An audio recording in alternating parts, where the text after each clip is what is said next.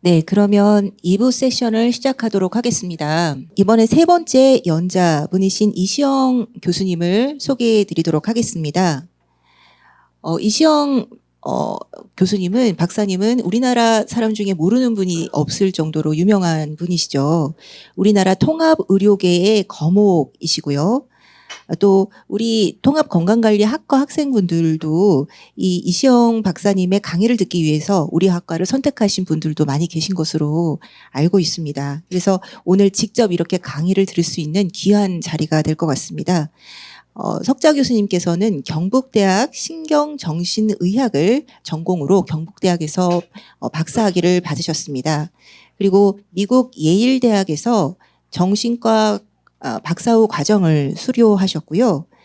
강북 삼성병원에서 원장으로 계시면서 세계 여러 나라의 재활요양기관들을 10여 년간 탐방을 하시고 견학을 하신 경험을 기반으로 우리나라 홍천의 유명한 힐리언스 선 마을을 설계하신 분이십니다. 현재는 세로토닌 문화원의 원장님으로 계시고요. 또 한국의미학회 회장을 맡고 계십니다. 또한 우리 학과 석자 교수님이시기도 하십니다. 오늘 발표해 주실 주제는 통합의료의 실제와 지향점입니다. 그래서 이번 국제학술 세미나 전체의 주제를 또 정해 주시기도 하셨는데요. 그 내용으로 우리 교수님을 환영하는 박수로 함께 맞이하시도록 하겠습니다.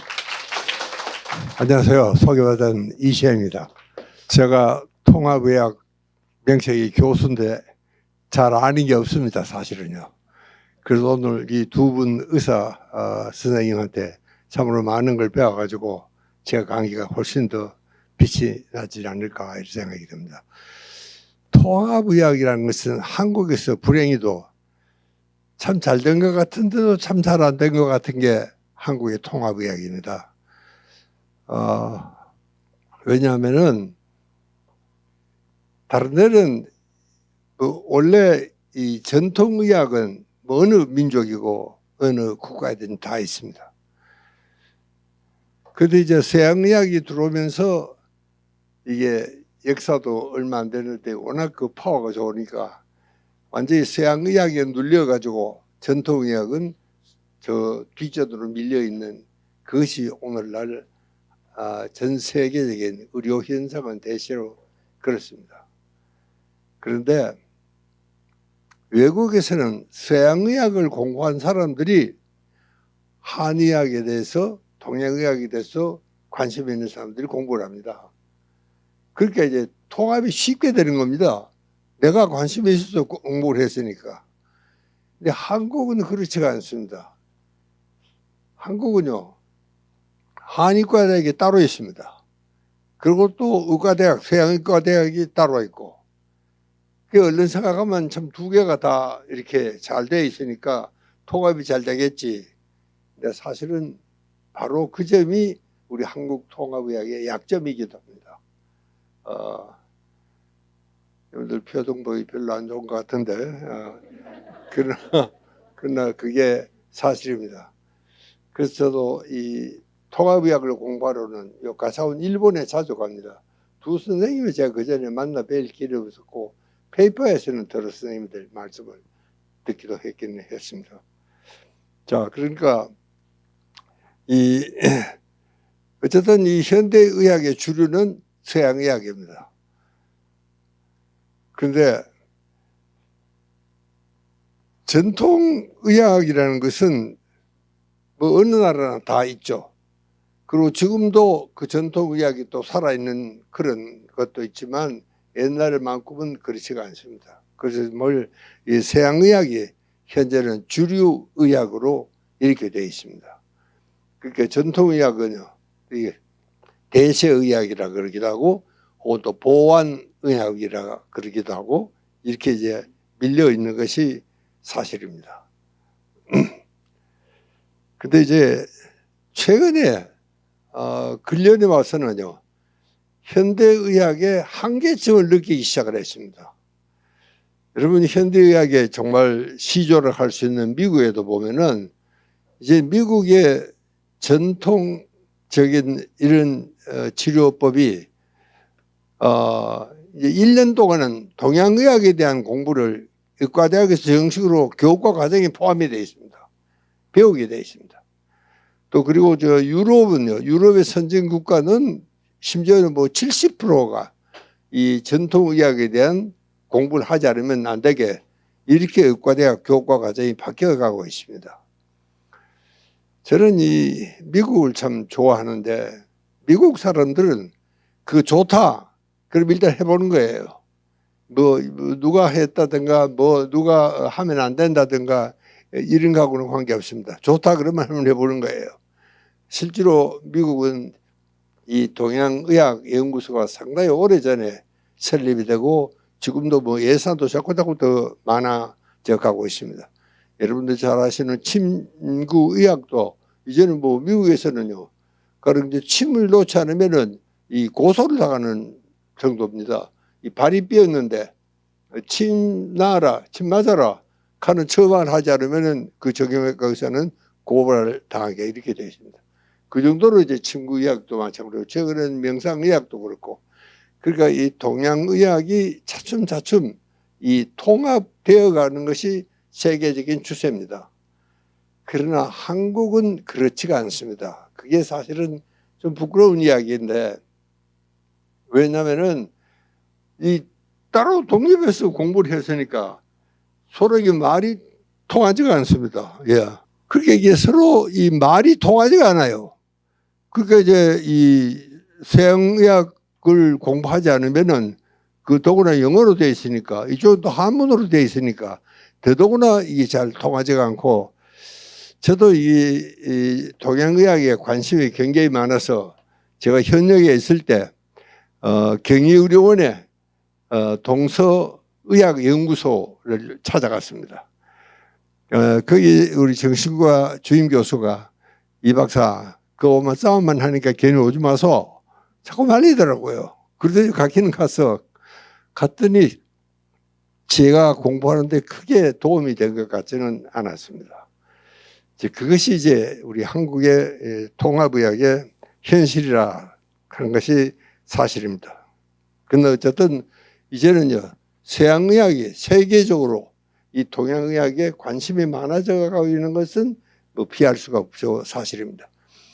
더구나 이제 앞으로 우리는 초고령 사회를 곧 맞게 됩니다. 이 초고령 사회는요, 뭐 오래 사니까 이제 나이가 들면 들수록 이 만성병 한두 가지는 다 장식용으로 다 알고 다 달고 다니고 있습니다. 그러니까 점점 이런 동양의학적인 지식이 필요하게 이렇게 되어 있습니다.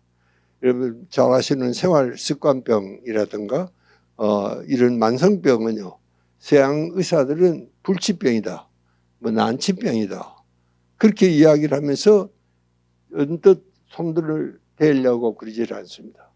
그래서 이제는 정말 한의학이 이제는 차츰 통합의학 쪽으로 이제 한의학도 가고 서양의학도 그렇게 가야 된다 하는 건 알면서도 그러나 현실적으로는 그렇지는 않습니다. 최근에는 통합병원이 몇 군데 생겼습니다.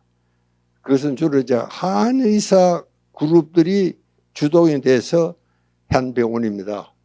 이제 그런 병원에 서양 의사를 한두 사람 채용을 해서 이제 통합병원이다. 이렇게 이제 국가에서 상당한 재정적인 지원도 하고 있습니다. 그런데도 이 통합이 잘 안 되고 있는 게 현실입니다. 심지어는 뭐 이 진료도 이거는 뭐 쓰면 안 된다. 이건 써라. 뭐 이렇게 안 돼 있습니다. 여러분 우리는 약품 이 신약 하나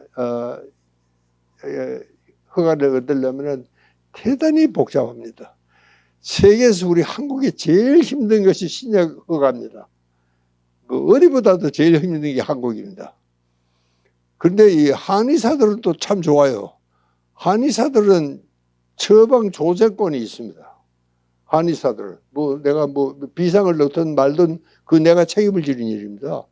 그러니까 한의사들은 스스로가 제약회사 사장이에요. 의사 한 사람이 쑥을 넣든 갈비상을 넣든 뭘 넣든 자기 마음대로 하는 겁니다. 그런데 의사들은 그렇지가 또 못합니다. 그러니까 이 동양의학과 서양의학에 서로가 상치되고 한계가 있다는 것도 우리가 인정을 하지 않을 수가 없습니다. 최근에 제가 아까 이야기했지만 특히 이제 이 서양의학에 대한 불만이 굉장히 많습니다. 사실은요. 특히 이제 정말 오히려 굉장히 공부도 많이 한 부자들, 백인 그룹에서도 이 한의학에 대한 불만이 많아서 동양의학에 대한 정말 관심이 굉장히 많아져가고 있는 것이 이 사실입니다. 그리고 이제 차츰 그 사람들이 한의학 쪽으로 치료를 받으러 가게 되는 것이 사실입니다. 그래서 이제 정말 서양에서도 이 통합의학의 필요성에 대해서 문제가 제기되기 그렇게 시작이 되었습니다. 여러분, 한국의 한의학에 대해서는 저는 뭐 특별히 공부를 많이 한 건 없습니다. 그래도 저는 이 전공이 사회정신의학이니까 그 사회정신의학적인 문제를 풀기 위해서는 아무래도 이 동양의학적인 이런 지식도 있어야 되겠어서 뭐 그런 정도의 범위 내에서 공부를 한 것은 사실입니다. 근데 우리 한의학은 물론 이제 중국의 영향을 많이 받았습니다. 저는 뭐 미국에서만 주로 공부를 많이 했고 한의학은 중국의 영향을 많이 받아서 그래서 이제 한국에서도 상당히 독자적인 한의학으로서는 독립된 체제를 유지하고 완전히 제도권에서 인정을 받고 그래서 이제 한의과대학이라는 것이 생기고 있습니다. 여러분 잘 아시는 우리 허준 선생은 그 동의보감은 이제는 정말 뭐 외국에서도 굉장히 잘 알려졌습니다. 뭐 중국, 일본에서도 유명하고 최근에는 이게 이제 세계 문화유산으로도 등재가 되었다 하는 이야기를 제가 들었습니다. 그만큼 이제 우리 한의사들도 한의사들 나름대로 아주 좀 자신감이 있고 잘 운영이 되고 있는 것도 사실입니다. 그래서 우리나라 한의사 수가 27,000명입니다. 한의과 대학이 종합대학이 11개고 그 다음에 전문대학이 1개 이렇게 되어 있습니다. 그러니까 이게 참 제도적으로는 아주 완벽하게 독립이 된 이런 체제로 가니까 이게 어떨 때는 보면요, 국민들 보기에는 무슨 밥그릇 싸움 하듯이 싸움하고 있고 서로 영역을 여기에는 침범하면 안 된다. 줄을 꺼놓고 있습니다. 뭐 한의사는 이건 하면 안 되고 양의사는 또 이건 하면 안 되고 여러분 이래 가지고는 통합이 될 수가 없습니다. 제가 사실은 이 통합 의료에 대해서는 제가 현역으로 있을 때부터 나름대로 굉장히 노력을 했는데 그게 그렇게 좀 효과가 나오고 있지는 않은 것이 현실입니다. 자, 그래서 이제 한국 통합의 실전은 제가 대충 뭐 설명했습니다만은 그렇습니다. 그래도 한국에도 서양 의사 중에서도 어느 정도 과학적인 근거가 있고 그런 데 대해서는 상당히 아주 열심히 하도 올리려 계산하니까 내가 신경이 노이로제 걸렸어. 내가 잘 들립니까? 됐습니까? 이제? 이 상당히 무거워요, 사실은요.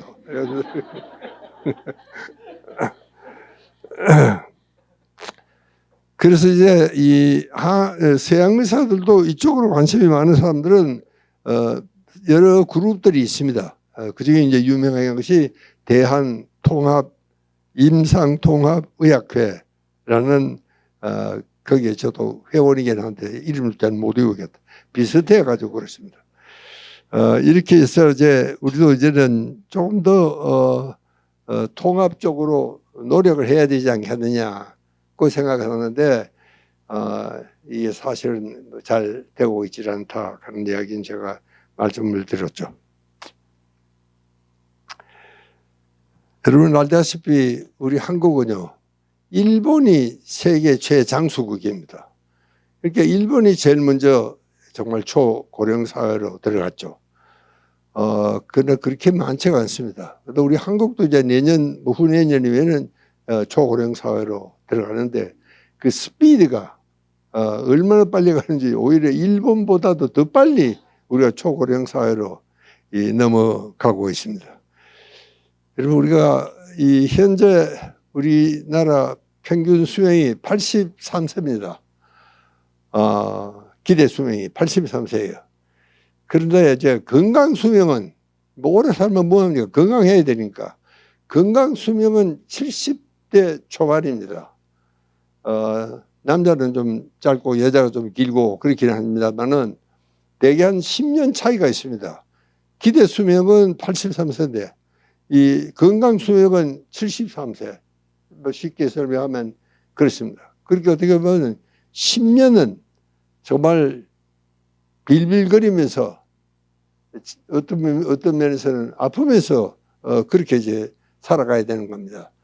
내가 그래서 이걸 장수의 늪이라 이렇게 이야기를 했습니다. 그 늪을 잘 건너가야 돼요. 그거 넘어지면 큰일 나요. 저도 요즘 우리 가족 중에 한 사람이 아파가지고 병원에 갔는데, 야, 내가 그래도 어디 가서 돈을 많이 벌을지 못해도 그래도 뭐 몇 푼 저축을 해놓은 게 있으니까 그렇지. 여러분 절대로 아프지도 말고 늙지도 말아야 됩니다. 돈이 없으면은. 야, 주사 한 방에 230만 원짜리가 있어요.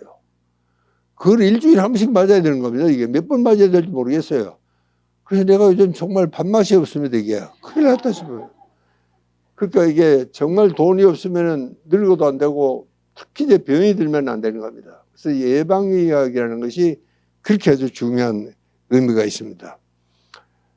그래서 정말 우리가 울면서 태어나서 또 울면서 살다가 죽을 때라도 좀 웃으면서 죽을 수는 없을까, 그런 생각을 했습니다. 그 친구들 좀 모아놓고 아이고 이 사람들아 좀 고마웠네, 나 먼저 가네, 이렇게 하고 좀 갈 수가 있으면 좋겠는데 이 죽는 것도 이게 쉽지가 않습니다. 이게 이제 우리 현실이죠. 그러니까 이제 제일 힘든 게 인생의 마지막 10년입니다. 이게. 그러니까 지금요 80대는요 180만 명입니다. 그런데 90대는요 26만 명으로 떨어집니다. 그러니까 80대에서 이제 90을 넘어가기가 제일 힘들어요. 그래 그때 아마 장수를 한다 그래도 아직은 이제 고비를 못 넘어서 대개 죽은 것 같아요. 우리 동창들 봐도 대개 그런 것 같아요. 제가 이제 올해 딱 90입니다. 이렇게 여러분들 혹시 저한테 뭐 해주고 싶은 게 있거든 지금 좀 하시면.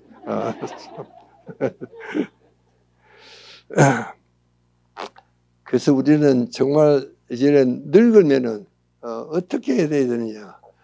여러분 이 건강은요 젊을 때는 별로 못 느낍니다. 이제 한 70 중반 넘어가면서 실제로 우리가 이 처방을 할 때도 75세까지는 대체로 일반 성인하고 똑같이 우리가 진단하고 치료를 합니다.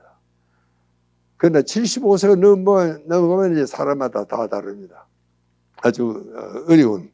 그러니까 이제 정말 우리가 나이가 들어도 참 건강하게 잘 살 수 있도록 어떻게 하면 이제 건강 수명을 정말 잘 유지할 수 있도록 여러분들이 지금부터라도 준비를 정말 잘 하셔야 되겠다, 그런 이야기입니다.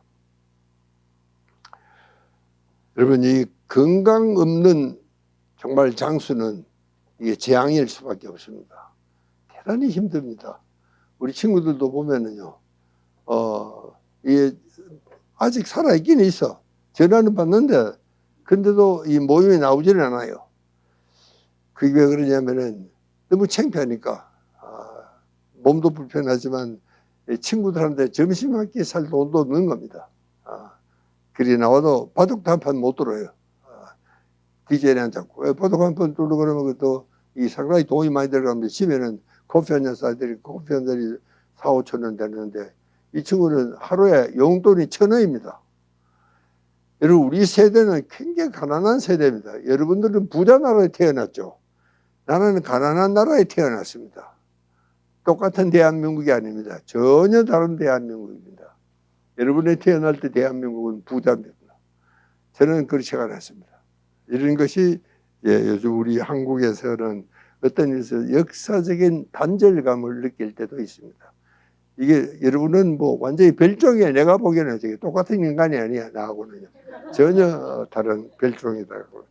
제가 책을 쓴 것도 사실은 그래서 쓴 겁니다.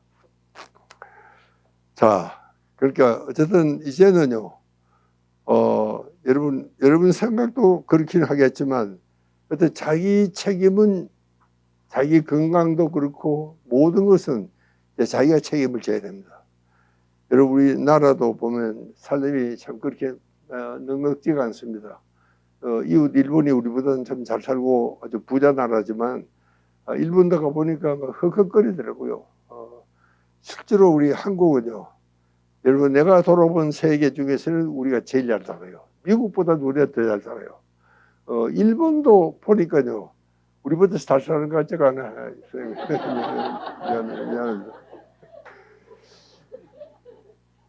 나하고 비슷한 사회적인 위치에 있는 친구들 집에 어떻게 찾아가 보니까 우리보다 잘 사는 것 같지 않습니다. 그리고 요즘 우리 한국은요, 가령 노인들도 보면은 정말 참 전부 지하철이고 버스고 다 공짜 아닙니까? 거기다 경로소까지 마련해놓고 그 모시고 이런 나라 지구상에 없습니다. 일본도 그냥 할인 좀 해줘요. 할인. 예. 그렇지 전혀 이렇게 공짜로 이렇게 잘 지어놓은 적 없습니다. 여러분 대학 강당도 이렇게 좋은 강당 여러분 어디 한번 가보십시오. 예, 그렇게 많지가 않습니다. 이래 정말 우리가 얼마나 잘 사는지 여러분의 그런 전혀 별 천지에서 태어난 자고는 아주 별종입니다. 전혀 다르다는 이야기입니다.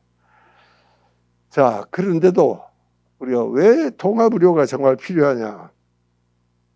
여러분 우리가 너무 비쌉니다. 의료비가 엄청 비싸요. 사실은요. 뭐 MRI 같은 거 한번 찍으면 뭐 돈이 얼마입니까요? 그러니까 우리가 이제 이것을 좀 더 낮추기 위해서는 이 동서의학이 합치면은 상당히 좋아집니다. 왜 서양 의사들은 실제로 이 만성병에 대한 지식은 별로 없습니다. 급성 전염병이 막 돌아간다든가 갑자기 응급 수술을 해야 된다든가 이건 뭐 서양 의학이 절대적입니다. 한의학이 뭐라 그래도 못 따라갑니다. 그러나 이 만성병은 그렇지가 않습니다. 만성병은 정말 한의사들이 도움을 받지 않으면 안 되도록 이렇게 이제 되어 있습니다. 근데 이제 서양 의학은 EBM이라는 말을 많이 씁니다. Evidence Based Medicine입니다. 그러니까 내가 너 왜 이 약을 썼느냐? 그럼 그 약을 왜 썼는지 객관적인 데이터가 있어야 됩니다. 그리고 논리적인 설명을 할 수 있어야 되고 이걸 이 사람한테 쓸 수 있고 저 사람한테 쓸 수 있고 이게 재현성이 또 있어야 됩니다. 이거를 EBM이라고 합니다. 그러니까 EBM이 확실치가 않으면은 내가 진단을 하거나 치료를 했을 때는요 이게 엄청난 문제가 생길 수가 있다는 사실입니다. 근데 이제 서양 의사들이 한의학을 잘 믿지 않는 이유는 한의원은 EBM이 분명치가 않습니다. 근거가 없어요. 너 이거 왜 썼느냐? 너 갈건탕을 왜 썼느냐? 잘 설명을 하긴 하는데 이 서양 의사들이 보통 알아들을 수 있을 정도로 논리적이거나 객관적이거나 못합니다. 그러나 한의사들은 NBM이라고 합니다. Narrative Based Medicine. 그러니까 이야기를 하는 겁니다. 이야기를요. 그러나 그전에는 한의사들은 그냥 이야기만 했지 그게 무슨 객관적인 근거가 있거나 그렇지는 않습니다.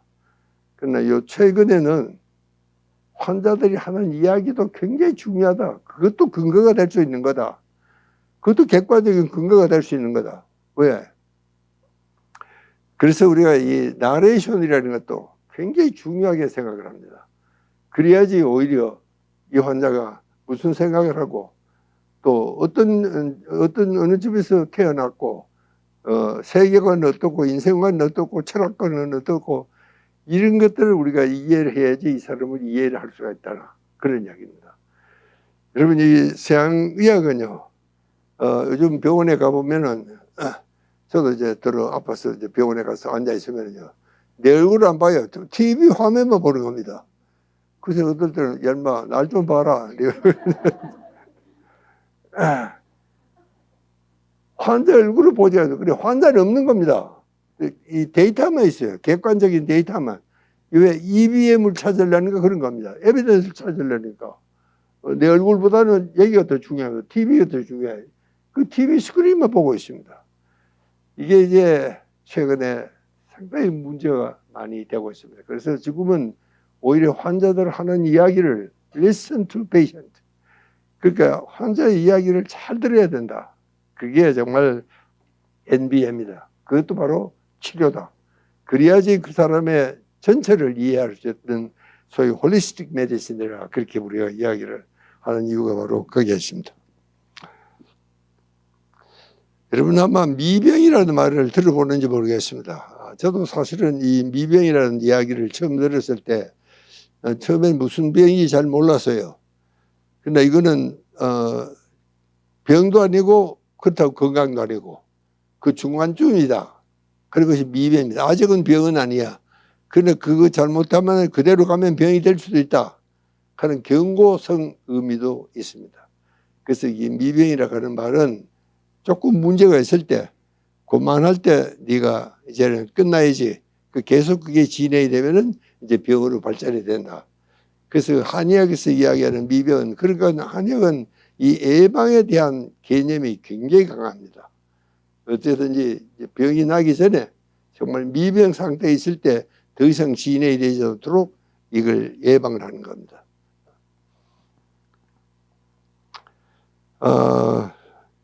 여러분 요즘은 이제 그냥 신체적으로 우리가 건강하다 그러면 병이라 그러면 대체 신체적인 이야기만 많이 하고 있습니다. 그런데 이제는 이제 이 병이라 하는 것은 단순히 육체적인 것뿐 아니고 정신적인 것, 사회적인 것, 그 다음에는 요즘은 이제 이 또 WHO에서 이 영적인 이야기까지 했습니다. 이 영적으로 안녕이 돼야 된다. 그러니까 이게 정신적, 육체적, 사회적, 영적 이 건강 상태가 돼야지 이제는 이 사람은 건강하다고 이야기할 수가 있다. 최근에는 그래서 이제 여러분 요즘은 이제 뭐 이런 명상도 많이 하고 그런 이유가 바로 이런 사회적인 문제가 되어졌기 때문에 아마 WHO가 이렇게 별난 이야기까지 한 게 아닌가 저는 그렇게 생각합니다. 여러분 이 건강 수명이 정말 키입니다. 어떻게 하면은 여러분 어느 생각하기에는 제일 좋게는 요즘 우리 친구들 그런 이야기합니다. 9988234 그런 이야기를 많이 합니다. 일본 사람들은 삥삥 고로리 그래. 삥삥 그림이 살다가 어느 날 딱 굶어 죽어버린다. 그게 가장 이상적인 죽음이라고 생각하는데 저는 꼭 그걸 찬성하지는 않습니다. 사람은 우리가 다 늙어서 죽을 때가 되면은 어차피 누구 신세를 좀 지지 않을 수가 없게 되어 있습니다. 안 했으면 좋겠는데 할 수밖에 없는 것이 이게 인생입니다. 그러니까 정말 계호를 받아야 되는 것이죠. 그래서 지금은요 이게 계호 인력이 절대 부족합니다. 요즘요 정말 계호 인력을 구한다는 게 오히려 의사보다도 더 힘든 게 계호 인력을 구하는 겁니다. 그래서 이제는 좀 노인을 케어를 해야 되는 겁니다. 여러분 우리 무심해도 이제는 환갑을 지냈어요. 참 그러니까 내가 무슨 사고 나면은 지가 늙은 영감을 얻는 겁니다. 그래서 노노 케어가 되는 이런 상황이 지금 되고 있습니다. 우리 한국도 뭐 여기서 별로 큰 예외가 아닙니다. 그러니까 우리가 이 정말 누구에게나 의존하지 않고 그렇게 좀 살았으면 좋겠는데 그러나 어차피 그 인생이라는 게 그런 겁니다. 그거 갑자기 죽어버리지는 않습니다. 내 친구 중에 한 놈은 이 녀석 술을 하도 좋아해가지고 술을 많이 먹고 뭐 자다가 죽어버렸어요. 근데 내 글마한테 할 이야기가 많았는데 죽어버렸어요. 자다가 죽어버린 놈한테 뭐 무슨 이야기를 내가 하겠습니까? 그러니까 이게 사람은 그냥 좀 이 심장병보다도 우리 죽을 때는 암이 좋다. 암에 걸려 죽으면 시간이 좀 있습니다. 죽을 때까지. 이 암이라는 건 굉장히 만성병입니다. 천천히 진행이 되기 때문에 죽을 때까지는 시간이 있으니까 누구한테 정말 보여서는 안 될 것은 뭐 숨기기도 하고 신세신 사람한테는 편지라도 항상 쓰고 뭐 이런 정도의 이야기는 있어야지. 여러분 70, 80살 죽으면서 암소리 하나 쭉 부르면 되겠어요? 그러니까 자기 친구들한테도 감사 편지도 쓰고 이렇게 하려고 그러면은 역시 약간 자기 인생을 정리하는 그런 의미에서라도 있어야 되지 않겠나. 저도 이제 90이 되고 이번에는 이제 내가 내 인생 사라는 걸 썼습니다. 인생 사는 이야기입니다. 사는 내가 어떻게 살아왔다. 그런 이야기를 주워 모아서 제가 이번에 책을 하나 쓴 것도 이제는 나 나름대로 죽을 준비를 하는 겁니다. 그렇게.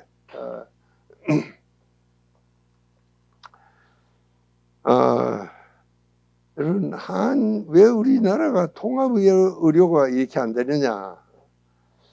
그것은요, 교육에도 정말 문제가 있습니다. 여러분, 지금까지 우리 특히 이제 서양의학에서는요, 물질을 중심으로 하고 있습니다. 물질 중심으로. 그러나 사실은 중요한 것은 물질이 아니고 정신입니다. 가령 내가 스트레스라 그러면은 이거는 뭐 물질이 아니잖아요. 그런데 내가 스트레스를 받으면은 밥맛이 없고 또 밥맛이 없으면 또 스트레스가 쌓이고 골치가 아픕니다. 그렇게 그것은 굉장히 밀접한 관련이 있고 도저히 뗄 수가 없는 겁니다. 사실은요. 그래서 우리는 항상 수양을 갈 때도 수련을 할 때도 심신수련이라 그렇게 이야기합니다. 몸과 마음을 특히 이제 심신이 마음이 먼저입니다. 마음과 몸을 함께 수련한다. 이런 생각을 갖고 있는 민족이 그렇게 많지가 않습니다. 서양 사람들은요 거의가 신체 일변도입니다. 그래도 서양 의사 중에서도 정신과 의사들은 그래도 정신을 굉장히 중요하게 생각합니다. 정신과 의사라서 그런 게 아니고 가령 우리한테는 사이코소매틱 메디슨이라는 말이 있습니다. 정신 신체 의학입니다. 그러니까 정신적으로 문제가 있으면은 신체적으로 문제가 있다. 그것을 제일 먼저 이야기하는 의사들, 서양 의사 중에는 정신과 의사들이 그 이야기를 제일 많이 했습니다. 아마 제가 이 통합의학에 관심을 많이 갖게 된 것도 얘가 정신과를 했기 때문에 그렇지 않겠나 저는 그런 생각을 했습니다. 그러니까 이제는 정말 물질적인 뿐만 아니고 정신적인 이야기가 그게 이제 좀 융합과학입니다. 우리 교육도 보면은요 굉장히 아주 정신보다는 이런 육체적인 이런 데 더 많이 쏠려 있는 것이 사실입니다. 그러니까 이제 우리 학문을 하는 자세도 바로 물질 중심주의로 이렇게 가고 있고 서양 자체가 뭐 그렇습니다. 물질주의 정신주의입니다. 그러니까 이제는 참 옛날에는요 우리는 좀 흙속에서 살았습니다. 최근에도 보면은 여러분 혹시 잡지에 보면 블루존이라는 세계 5대 건강촌이 있습니다. 일본의 오키나와도 그 중에 한 군데입니다. 근데 그런 그 5대 장수촌을 가보면은 그 사람들이 되게 농사 지는 사람들입니다. 그러니까 우리가 흙 속에서 살면은 굉장히 오래 삽니다.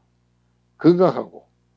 그래서 옛날에 참 저도 시골에 자랐으니까 이 정말 밭고랑에서 돌아가시는 어른들도 저도 들어봤습니다. 실제로 그랬습니다. 이게 흙 속에서 사는 겁니다.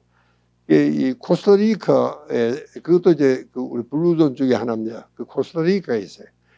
거기를 보면 이제 뷰라비다라 그래요. 뷰라비다라는 게 자연과 함께 산다. 그런 뜻이라고 합니다. 그래서 이 자연의학이라는 것도 사실은 굉장히 중요한 의학 중에 이제 하나입니다. 그것도 이제 정말 서양의학하고는 좀 다르고 자연에서 있는 모든 연기를 자연으로부터 받는다. 힘을 자연으로부터 받는다. 그런 것들이 이제 자연의학인데, 우리는 이제 참, 지금 이제 세계는 어떻게 보면 이런 물질 문명에서 정신 문명으로 옮겨가고 있는 전환 과정에 있다. 많은 학자들은 그렇게들 이야기를 하고 있습니다. 그러니까 이런 이제 참 물질적인 사고에서 좀 벗어나서 이제는 정말 정신적인 차원으로 이렇게 옮겨가야 된다. 그런 이야기입니다. 그래서 이제 이 융합과학이라는 것도 거기서부터 출발한다. 그렇게 생각하고 있습니다. 이렇게 우리 지금 이 통합 수행 문화는요, 결국 서양 사람들도 최근에는 이제 이런 굉장히 그 수행을 많이 합니다요. 우리 절에도 가보면은요, 저도 뭐 가끔 절에를 갑니다만은 그거 보면은 수양 스님들도 많아요. 수행을 한다고 그렇게 와 있는 사람들도 많이 우리가 볼 수가 있습니다. 그런데 실제로 우리 그 수행 문화라는 것은 종교를 완전히 정말 포용을 하는 뭐 유교, 불교, 무슨 뭐 기독교, 이슬람교 이 모든 것을 다 우리 포용할 수 있는 그런 것이 우리 수행 문화입니다. 그러니까 우리가 앞으로 참 이런 수행 문화가 잘 좀 포용이 되면은 우리가 좀 더 이 물질 문명에서 허덕이던 이런 것이 정신 문화로 승화가 될 수 있지 않겠느냐. 그야말로 좀 전 세계를 아우르는 그런 정신 문화로 거듭날 때가 되어 있다. 그래서 이제 우리도 이제는 통합보다는 융합으로 이렇게 차원을 좀 더 높여서 할 수 있는 것이 우리 이 수신 문화다. 그렇게 설명을 하고 있습니다. 자, 제가 하도 빨리 끝내라 그래서 여기서 끝나도록 그렇게 하겠습니다. 감사합니다.